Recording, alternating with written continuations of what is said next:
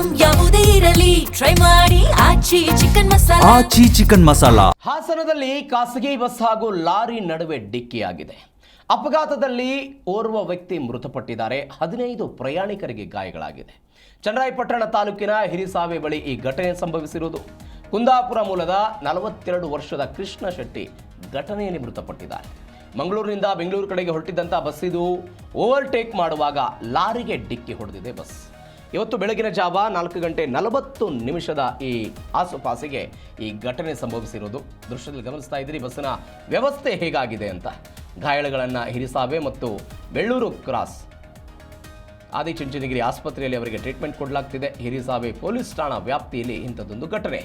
ಖಾಸಗಿ ಬಸ್ ಮತ್ತು ಲಾರಿ ನಡುವೆ ಡಿಕ್ಕಿ ಆಗಿರೋ ಪರಿಣಾಮ ವ್ಯಕ್ತಿಯೊಬ್ಬರು ಮೃತಪಟ್ಟಿರೋ ಘಟನೆ. 15 ಪ್ರಯಾಣಿಕರಿಗೆ ಗಾಯ ಆಗಿದೆ.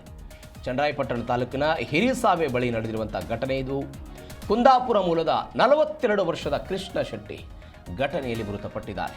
ಮಂಗಳೂರಿನಿಂದ ಬೆಂಗಳೂರು ಕಡೆಗೆ ಬರ್ತಾ ಇತ್ತು ಈ ಬಸ್ಸು. ಈ ಸಮಯದಲ್ಲಿ ಈ ಅವಘಡ ಸಂಭವಿಸಿದೆ.